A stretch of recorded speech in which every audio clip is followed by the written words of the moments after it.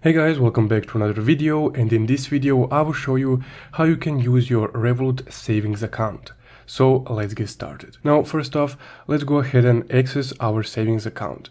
So to go to your account page, you just need to tap on accounts right here and then just scroll down until you can see saving and funds.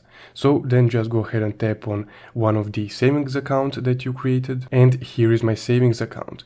So right here to add money, you would just need to tap add money right here, and then you can directly transfer funds from your euros or dollar account, whichever currency you have, to your flexible cash funds account, aka your savings account. Now your savings account will be in the currency that you have set up.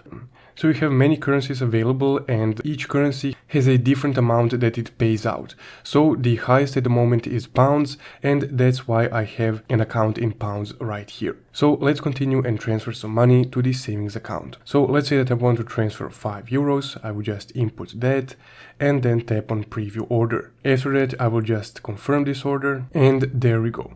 So I just transferred about 5 euros on my savings account, and each month when a savings account payout happens, you would be able to see it under the transactions right here. So you can also tap on info to see the current API that you're getting with your savings account. So at the moment for my pounds, British pound savings account, this is about 2.7 API. You can also tap on a next interest to see when you will be paid out the next interest at and the amount of that interest rate payment. So as you can see, because I only transferred about 5 pounds or 5 euros, they will just compile it until it reaches the minimum threshold, which is about 1 cent. So essentially, that's guys how you can use your savings account on the Revolut app. If you found this video helpful, don't forget to leave a like and subscribe. Thank you for watching.